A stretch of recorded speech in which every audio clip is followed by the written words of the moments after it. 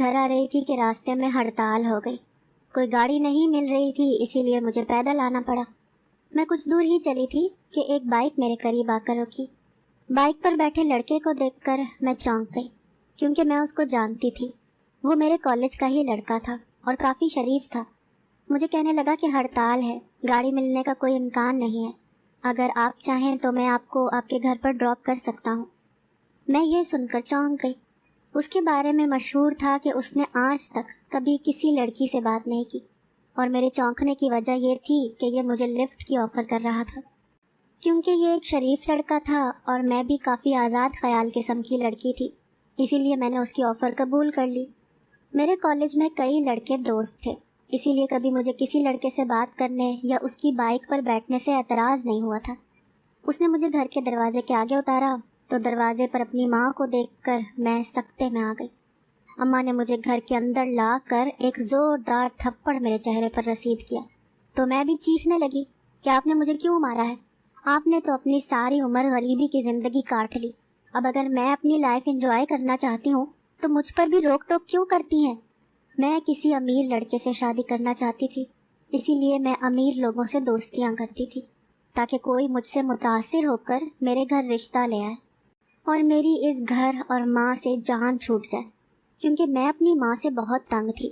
وہ مجھ پر اتنی سختی کرتی تھیں کہ شاید ہی کبھی کسی نے کسی پر کی ہو، مگر میں بھی تو اسی کی اولاد تھی. میں اس کی ایک بات نہیں مانتی تھی اور کرتی اپنی ہی مرضی کی تھی. اماں نے پہلی بار مجھ پر ہاتھ اٹھایا تھا. مجھے بہت غصہ آیا اور میں نے اسی غصے میں فیصلہ کر لیا کہ میں یہ گھر چھوڑ کر چلی جاؤں گی. رات کو میں نے غصے میں اپنے کپڑے الماری میں سے نکال کر پیک کرنا شروع کر دیے تو اچانک ایک بوسیدہ سی ڈائری بھی نیچے آ کر گر گئی. اس ڈائری کے گتے پر اماں کا نام لکھا ہوا تھا. یہ تو میری اماں کی ڈائری تھی جس میں اس نے اپنے بارے میں لکھا ہوا تھا. میں جانے کا ارادہ ترک کر کے اس ڈائری کو لے کر بیڈ پر آ گئی، کیونکہ میں اس کو پڑھنا چاہتی تھی اور اپنی ماں کی زندگی کے سب رازوں کے بارے میں آگاہی حاصل کرنا چاہتی تھی. کیونکہ اماں نے مجھے اپنی ذاتی زندگی کے بارے میں کبھی ایک لفظ بھی نہیں بتایا تھا. اماں کی زندگی ہمیشہ سے ہی میرے لیے مشکوک رہی تھی، کیونکہ میں تو اپنے باپ کا نام تک نہیں جانتی تھی، نہ ہی میں نے کبھی اس کو دیکھا تھا. لوگوں کے تو رشتہ دار ہوتے ہیں، مگر میں نے آج تک نہ کسی رشتہ دار کو اپنے گھر آتے دیکھا اور نہ ہی ہم کبھی کسی کے گھر پر گئے تھے. یوں لگتا تھا جیسے اس دنیا میں صرف میں اور اماں ہی ایک دوسرے کے لیے ہیں اور ہمارا کوئی سہارا، کوئی رشتہ نہیں ہے. اور یہی بات مجھے شک میں ڈالتی تھی کہ میری اماں نے ایسا اپنی زندگی میں آخر کیا کیا ہے کہ ہم دونوں کو یوں اکیلے زندگی کاٹنی پڑ رہی ہے. میں نے ڈائری کو پڑھنا شروع کیا. وہ ڈائری میری ماں نے اپنے میٹرک کے بعد سے لکھنی شروع کی تھی. شروع کے تو حالات جاننے میں مجھے دلچسپی نہیں تھی. میں وہاں سے پڑھنا چاہتی تھی جہاں سے میری ماں کی شادی ہوئی تھی، تاکہ مجھے اپنے باپ کے بارے میں پتہ چل سکے اور میں اس سے مل سکوں. یوں ہی صفحے آگے کرتے ہوئے میں چونک کر رک گئی، کیونکہ وہاں پر کچھ ایسے لکھا ہوا تھا کہ میں پڑھے بغیر نہ رہ سکی. میں نے پڑھنا شروع کیا. مجھے کالج سے واپس گھر آنے کے لیے کوئی رکشہ نہیں مل رہا تھا اور میں سڑک پر پیدل چلی جا رہی تھی جب اچانک ایک بائک میرے پاس آ کر رکی. اس لڑکے نے مجھے لفٹ کی آفر کی تھی جو میں نے ٹھکرا دی، کیونکہ میں نے آج تک کبھی کسی لڑکے سے نہ بات کی تھی اور نہ ہی بات کرنے کے قابل تھی، کیونکہ میں ایک حادثے میں اپنی قوت گویائی کھو چکی تھی اور میں گونگی ہو گئی تھی. تب میں 7ویں کلاس میں پڑھتی تھی. اس حادثے نے مجھ پر بہت برا اثر ڈالا تھا، لیکن میں نے اپنی ہمت کو ٹوٹنے نہیں دیا اور دوبارہ سے اپنی تعلیم جاری رکھی. کہ کیا ہوا جو میں بول نہیں سکتی، میں سن تو سکتی تھی. اسی لیے میں اسکول کا امتحان پاس کر کے اب کالج میں آ چکی تھی. اس بائک والے لڑکے نے مجھے کہا کہ گرمی بہت زیادہ ہے اور آپ کو کوئی سواری نہیں مل رہی ہے، تو آپ بیٹھ جائیں، میں آپ کو گھر تک چھوڑ دیتا ہوں. میں نے اشارے سے منع کر دیا، کیونکہ پہلی بار کسی لڑکے نے مجھے یوں مخاطب کیا تھا تو میں بہت ہی گھبرا رہی تھی. میں وہاں سے تیز چلنے لگی، مگر تھوڑی ہی دور جا کر مجھے ٹھوکر لگی اور میں زمین پر گر گئی. پاؤں پر موچ آ گئی تھی اور میرا چلنا محال ہو رہا تھا. وہ لڑکا ایک بار پھر میرے پاس آ کر کہنے لگا، دیکھیے اب تو آپ کو چوٹ بھی لگ گئی ہے، آپ پیدل بھی نہیں چل سکتی، میری بائک پر بیٹھ جائیں، میں آپ کو گھر تک چھوڑ دیتا ہوں. مجھے مجبوراً اس کی بات ماننی پڑی. یہ میری شاہ زیب سے ہونے والی پہلی ملاقات تھی جو رفتہ رفتہ دوستی میں بدل گئی. کیونکہ اسی راستے پر ہمارا اکثر آمنا سامنا ہوتا تھا۔ اس کو معلوم تھا کہ میں بول نہیں سکتی، مگر اس کو اس بات سے کوئی فرق نہیں پڑتا تھا۔ وہ بہت اچھے دل کا لڑکا تھا۔ کافی دنوں سے وہ ملنے پر اصرار کر رہا تھا اور میں ٹالے جا رہی تھی، مگر اب سوچا کہ مجھے بھی اس سے ایک دفعہ مل لینا چاہیے، اسی لیے میں نے رات میں ملنے کا فیصلہ کیا۔ یہاں تک پڑھ کر میں نے حیران ہو کر سوچا کہ میری ماں کیا اس قسم کی لڑکی رہ چکی ہے اپنی جوانی میں جو یوں غیر مردوں سے ملے۔ اگر ماں اپنی زندگی میں ایسے کرتی رہی ہے تو پھر وہ مجھے کیوں منع کرتی ہے؟ خیر، میں نے ڈائری کھول کر آگے پڑھنا شروع کیا۔ میں یوں رات کے اس پہر گھر سے باہر نکلتے ہوئے بہت خوف زدہ تھی کہ اگر کسی نے مجھے دیکھ لیا تو بہت برا ہوگا۔ مجھے اماں کا ڈر تھا کہ اگر اماں جاگ گئیں اور اس نے مجھے نہیں دیکھا تو وہ میرے ساتھ کیا سلوک کرے گی۔ لیکن کہتے ہیں نا کہ جب عشق کا بھوت سر پر سوار ہو جائے تو پھر انسان ہر خطرے کا سامنا کر لیتا ہے۔ میں نے بھی بے خوف و خطر رات کے اس پہر گھر کی دہلیز سے باہر قدم رکھ دیے۔ میں پہلی بار شاہ زیب سے ملنے جا رہی تھی۔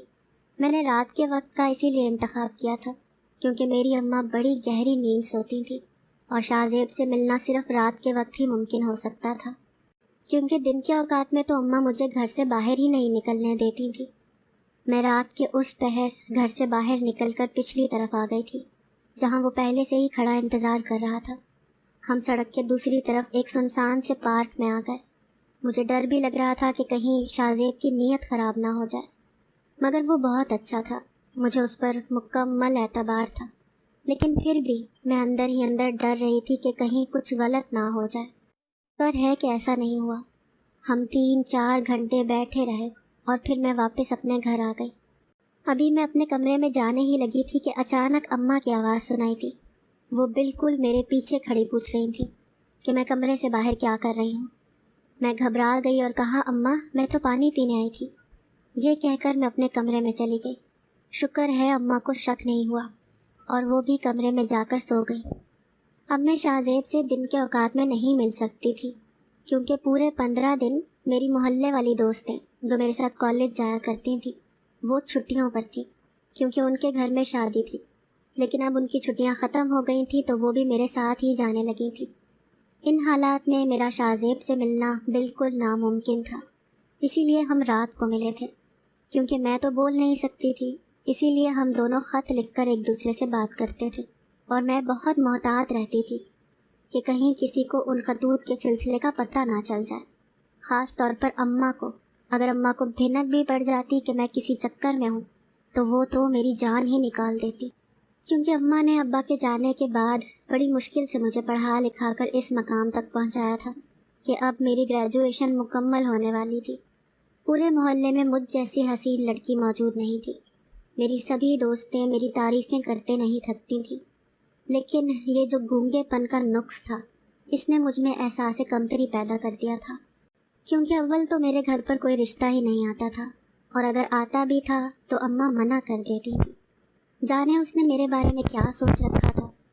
میرے آس پاس کے کئی لوگ میرے رشتے کے لیے آئے کیونکہ ان کو معلوم تھا کہ لڑکی حسین ہے اور پڑھی لکھی بھی ہے، تو وہ مجھے اپنے گھر کی بہو بنانا چاہتے تھے، مگر میری ماں کوئی بھی وجہ بتائے بغیر انہیں منع کر دیتی تھی، اور میں ایک لڑکی ہونے کے ناطے اماں سے پوچھ بھی نہیں سکتی تھی کہ وہ ایسا کیوں کر رہی ہیں۔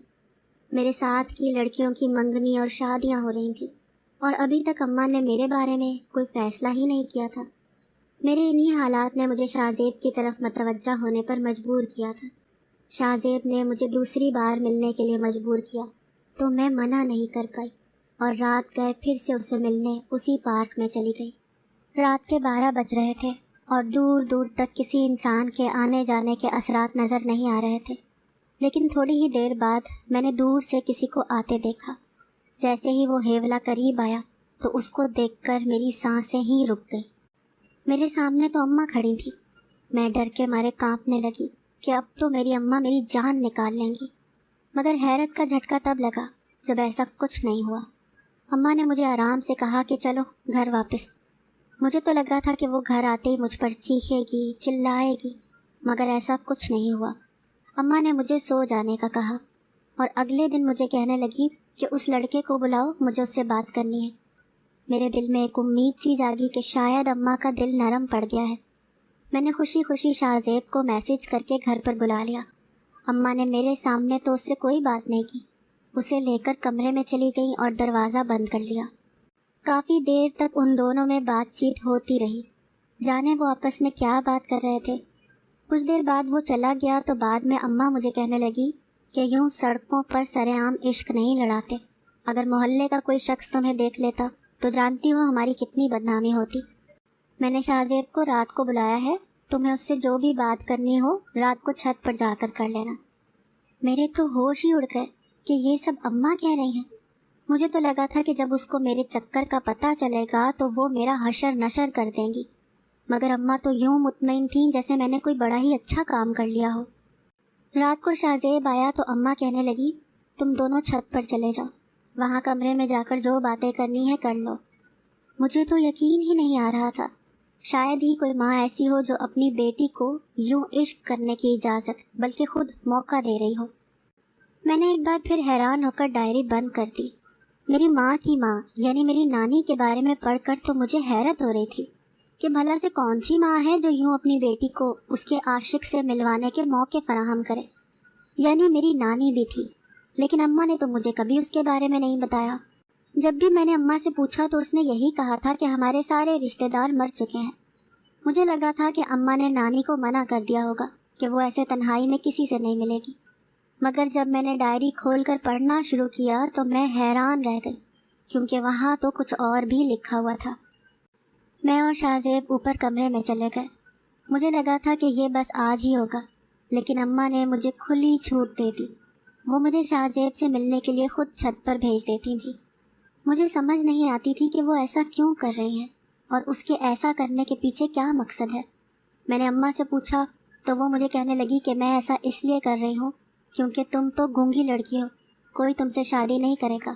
اگر تم اس لڑکے کو مکمل طور پر اپنے بس میں کر لو گی تو یہ تم سے شادی کر لے گا۔ بس اسی لیے میں تم دونوں کو قریب آنے کا موقع دے رہی ہوں تاکہ کل کو تم دونوں کی شادی ہو جائے۔ اماں کی بات بھی ٹھیک تھی۔ شاہ زیب نے مجھے بتا رکھا تھا کہ وہ ایک اچھے کھاتے پیتے گھرانے سے تعلق رکھتا ہے اور وہ مجھ سے بہت محبت کرتا ہے، اور وہ اپنے گھر والوں کو منا رہا ہے کیونکہ اس کے گھر والے ایک گونگی لڑکی سے اس کی شادی کرنے پر تیار نہیں، مگر اس کو امید تھی کہ وہ بہت جلدی انہیں منا لے گا اور رشتے کی بات کرنے گھر لے آئے گا۔ ہمیں یوں ملتے ہوئے کافی دن ہو گئے تھے۔ ایک دن ہم پر شیطان حاوی ہو گیا اور ہم دونوں نے تنہائی کا فائدہ اٹھا لیا۔ مجھے بہت ندامت محسوس ہوئی، مگر شاہ زیب نے یہ کہہ کر تسلی دی کہ بہت جلد میں اپنے گھر والوں کو تم سے ملانے لے آؤں گا۔ وہ اب بھی مجھ سے ملنے روز آتا تھا، لیکن اب میرا دل نہیں چاہتا تھا، لیکن اماں مجھے زبردستی بھیج دیتی۔ کچھ دنوں کے بعد یہ خبر میرے سر پر قیامت بن کر ٹوٹی کہ میں تو حاملہ ہو گئی ہوں، تو میری تو جان ہی نکل گئی۔ اس دن بھی وہ میرا انتظار کر رہا تھا، لیکن میں جانا نہیں چاہتی تھی۔ مجھے بہت ڈر لگ رہا تھا کہ اگر یہ خبر کسی کو معلوم ہو گئی تو میری کیا عزت رہ جائے گی۔ اماں کمرے میں آ کر کہنے لگیں کہ تم چھت پر نہیں گئی، وہ بیچارہ کافی دیر سے تمہارا انتظار کر رہا ہے۔ میں نے کہا نہیں، میں نہیں جاؤں گی۔ میں نے اماں کو سب بتا دیا کہ میں امید سے ہو گئی ہوں اور میں اس کا سامنا نہیں کر سکتی، مجھے بہت ڈر لگ رہا ہے۔ اماں نے مجھے کچھ نہیں کہا، وہ چپ چاپ میرے کمرے سے چلی گئی۔ مجھے لگا تھا کہ وہ اپنے کمرے میں جا کر سو جائیں گی، لیکن میری حیرت کی انتہا نہ رہی جب میں نے اس کو خود چھت پر جاتے ہوئے دیکھا۔ حیرانی کے مارے میں اماں کے پیچھے جانے لگی تو اماں نے چھت پر جا کر کمرے کا دروازہ بند کر لیا۔ میں ہرگز بھی وہ نہیں سوچنا چاہتی تھی جو میں سوچ رہی تھی۔ کمرے کے اندر سے اونچی اونچی آواز میں بولنے کی آوازیں سنائی دے رہی تھیں۔ میں نے دروازے سے کان لگا کر سننے کی کوشش کی، شاید اماں اس سے میرے لیے لڑنے گئی تھیں، یا پھر میں نے جلدی سے ڈائری بند کر دی۔ یہاں تک پڑھ کر میری ذات زلزلوں کی زد میں آ چکی تھی۔ تو کیا میں ماں کی ناجائز اولاد تھی یا ان کی شادی ہو گئی تھی؟ میں نے جلدی سے صفحے پلٹائے لیکن آگے کچھ نہیں تھا، ساری ڈائری خالی تھی۔ یا تو ماں کو آگے کچھ لکھنے کا موقع نہیں ملا ہوگا، یا پھر کچھ ایسا ہوا ہوگا کہ اس نے لکھنا مناسب ہی نہیں سمجھا۔ میں نے بے چینی سے کمرے کی تلاشی لینی شروع کر دی کہ شاید مجھے کوئی اور ڈائری مل جائے جس پر باقی کی داستان ہو، لیکن مجھے کمرے سے اور کوئی ڈائری نہیں ملی۔ میں بری طرح سے سسپینس میں پڑ چکی تھی۔ مجھے ہر حال میں باقی کی کہانی جاننی تھی کہ بعد میں آگے کیا ہوا ہوگا۔ ابھی میں ڈائری ڈھونڈ ہی رہی تھی کہ اماں کمرے میں آ گئی۔ مجھ سے پوچھنے لگیں کہ تم ابھی تک سوئی کیوں نہیں ہو؟ پھر اماں مجھ سے پیار سے کہنے لگی کہ تم جس لڑکے کو پسند کرتی ہو اس کو گھر پر بلا لو، مجھے اس سے ضروری بات کرنی ہے۔ میں یہ سن کر چونک گئی۔ وہ تو وہی باتیں کر رہی تھیں جو نانی نے اماں سے کی تھی، یعنی میری نانی نے جو کچھ میری ماں کے ساتھ کیا تھا، کیا اب میری ماں وہ سب کچھ میرے ساتھ دہرانا چاہتی تھی؟ میں بہت بری طرح سے ڈر گئی اور کہا کہ اماں نہیں، ایسی تو کوئی بات نہیں ہے، میں کسی لڑکے کو پسند نہیں کرتی۔ حالانکہ یہ بات غلط تھی۔ میرا کالج میں اپنی کلاس کے ایک لڑکے سے معاملہ چل رہا تھا اور میں بھی اپنی ماں سے چھپ کر کئی بار اس سے مل چکی تھی، لیکن یہ شکر تھا کہ ہم نے ابھی تک کوئی حد پار نہیں کی تھی۔ اور اب اماں کی باتیں سن کر میں مشکوک ہو گئی تھی کہ کہیں اماں اپنا بدلہ مجھ سے نہ لے لے۔ اماں میری بات سن کر مسکرائیں اور کہنے لگی کہ اگر تمہیں کوئی لڑکا پسند ہے تو مجھے بتا دو، ورنہ میں نے تمہارے لیے ایک لڑکے کو پسند کیا ہے اور میں اسے کل گھر پر بلا رہی ہوں۔ ویسے بھی تمہاری پڑھائی مکمل ہونے والی ہے اور اب تمہاری شادی کی عمر بھی ہو گئی ہے۔ میں اس وقت کسی سوال کا جواب دینے کی حالت میں نہیں تھی، کیونکہ جو کچھ میں ماں کے بارے میں پڑھ چکی تھی وہ سب کچھ مجھے بہت ہی عجیب لگ رہا تھا اور میرے ذہن میں کئی سوالات تھے۔ اس ڈائری میں تو لکھا تھا کہ اماں گونگی تھی، مگر میں نے تو جب سے ہوش سنبھالا تھا اپنی ماں کو بولتے دیکھا تھا۔ یہ سب کیا تھا؟ مجھے یہ جاننے کا بھی تجسس تھا کہ بعد میں ایسا کیا ہوا ہوگا۔ میری کیا حیثیت ہے؟ کیا میں اپنی اماں کی ناجائز اولاد ہوں؟ کیا شاہ زیب نے ان سے شادی کر لی تھی یا نہیں؟ نانی کہاں تھی؟ اگلے دن اماں نے اسی لڑکے کو گھر پر بلوا لیا جس کے ساتھ آج کل میں ریلیشن شپ میں تھی۔ مجھے حیرانی ہوئی کہ اماں کو اس کے بارے میں کیسے پتہ چلا۔ میں ہرگز بھی اپنے ساتھ وہ نہیں ہونے دینا چاہتی تھی جو ماں کے ساتھ ان کی ماں نے کیا تھا، کیونکہ میری ماں نے ابھی اس لڑکے کو کمرے میں بلا کر اس سے کچھ بات کی تھی۔ جیسے ہی وہ گھر سے باہر گیا تو میری ماں ابھی مجھے کچھ کہنے ہی لگی تھی کہ میں اس سے پہلے ہی چیخ پڑی اور کہا کہ مجھے پتہ ہے اب آپ کیا کہیں گی، آپ بھی اپنی ماں کی طرح مجھے اس لڑکے سے ملنے کے لیے چھت پر بھیجیں گی۔ آپ میرے ساتھ وہی کرنے کا پلان کر رہی ہیں جو آپ کی ماں نے آپ کے ساتھ کیا، مگر میں اتنی بیوقوف نہیں ہوں۔ مجھے لگا تھا کہ یہ سن کر ماں گھبرا جائیں گی کہ مجھے اس کے بارے میں پتہ چل چکا ہے، مگر وہ مسکرائیں اور کہنے لگیں کہ آخر تم نے ڈائری پڑھ ہی لی۔ میں نے کتنے عرصے پہلے کی وہ ڈائری تمہارے کمرے میں رکھی ہوئی تھی کہ کبھی نہ کبھی تو تم اسے پڑھو گی، اور شکر ہے کہ تم نے اسے پڑھ لیا، اور وہی پڑھ کر تمہیں احساس ہو گیا کہ تم جس راستے پر چل رہی ہو وہ غلط ہے۔ اماں کہنے لگیں کہ مجھے بہت پہلے سے ہی تمہاری کالج کی دوستوں نے تمہارے بارے میں بتا دیا تھا، اور میں تمہیں روکتی تو تم ہرگز نہ رکتی، اسی لیے میں نے اپنی ڈائری تمہارے کمرے میں رکھتی تھی تاکہ تم اسے پڑھ کر عبرت حاصل کرو کہ شادی سے پہلے ان تعلقات میں کچھ نہیں رکھا، صرف ضلالت ہی ملتی ہے۔ ابھی تمہارے اس لڑکے دوست کو میں نے یہی سمجھا کر بھیجا ہے کہ اگر وہ تم سے مخلص ہے تو رشتہ لے کر آئے، ورنہ ہمیشہ کے لیے تم سے دور ہو جائے۔ یہ سن کر ایک دم سے میرے سینے پر دھرا بوجھ ہٹ گیا۔ میں پرسکون ہو گئی کہ شکر ہے میری ماں ویسی نہیں تھی جیسا میں سوچ رہی تھی۔ میں نے کہا کہ اماں، اس ڈائری پر تو آگے کچھ بھی نہیں لکھا ہوا تھا، بعد میں کیا ہوا تھا؟ آپ کی ماں یعنی میری نانی نے آپ کے ساتھ ایسا کیوں کیا؟ اماں کہنے لگی کہ وہ عورت نہ تو میری ماں ہے اور نہ ہی تمہاری نانی۔ میں نے ساری عمر اسے ماں سمجھا، لیکن میں اس رات سے آگاہی نہیں رکھتی تھی کہ میں اس کے شوہر کی دوسری بیوی کی اولاد ہوں، جسے اس نے صرف دنیا کو دکھانے کے لیے اپنے پاس رکھا ہوا تھا، ورنہ وہ مجھ سے بہت نفرت کرتی تھی۔ بچپن میں میرے ساتھ جان بوجھ کر وہ حادثہ کیا کہ میں بھول نہیں سکتی تھی۔ لوگوں کو لگتا تھا کہ وہ بہت اچھی ہے جو یوں میری پرواہ کرتی ہے۔ اس دن جب میں نے اسے اوپر کمرے میں جاتے دیکھا تو میں نے اس کی اور شاہ زیب کی باتیں سن لی تھی، اور مجھ پر یہ انکشاف ہوا تھا کہ اسی نے شاہ زیب کو جان بوجھ کر میرے پیچھے لگایا تھا تاکہ وہ مجھے اپنے دام میں پھنسا لے۔ وہ مجھے بدنام کرنا چاہتی تھی تاکہ میری کوئی عزت نہ کرے اور مجھے ہر کوئی نفرت کی نگاہ سے دیکھے۔ ایسا کرنے سے شاید وہ میری ماں کی روح سے بدلہ لینا چاہتی تھی۔ وہ سب کچھ ان دونوں کا کیا دھرا تھا، ان دونوں کی ملی بھگت تھی۔ میں تو شاہ زیب کو دل سے پیار کرتی تھی، لیکن مجھے کیا پتا تھا کہ وہ ایک فراڈ انسان ہے جس نے میری عزت اور میری زندگی برباد کر دی۔ میں وہ سب سن کر اپنے حواسوں میں نہیں رہی اور اسی رات اپنی کچھ چیزیں لے کر وہاں سے بھاگ کر اپنی ایک دوست کے گھر پر پناہ لے لی، کیونکہ وہ میرے راز سارے خاندان میں اور محلے والوں پر آشکار کرنا چاہتے تھے۔ دوست کے گھر پر میری طبیعت بہت خراب ہو گئی اور میرا ابارشن ہو گیا۔ پھر میری اسی دوست نے ہی میرا علاج کروایا، جس سے میں بولنا شروع ہوئی، اور میری شادی اپنے غریب دور کے رشتہ دار کزن سے کروا دی، جس کی پہلی بیوی فوت ہو چکی تھی اور اس کی ایک بیٹی بھی تھی۔ وہ بیٹی کوئی اور نہیں، تم ہو۔ اگرچہ تم میری سگی بیٹی نہیں ہو، لیکن میں اپنی سوتیلی ماں کی طرح نہیں بننا چاہتی تھی، اسی لیے میں نے تمہیں ہمیشہ سے بیٹی ہی سمجھا اور جانا۔ یہ سب سن کر میں اپنی جگہ بہت زیادہ شرمندہ ہو کر رہ گئی۔ میری ماں محبت کے دام میں پھنسی تھی اور میں دولت کے دام میں پھنسنے کو تیار بیٹھی تھی۔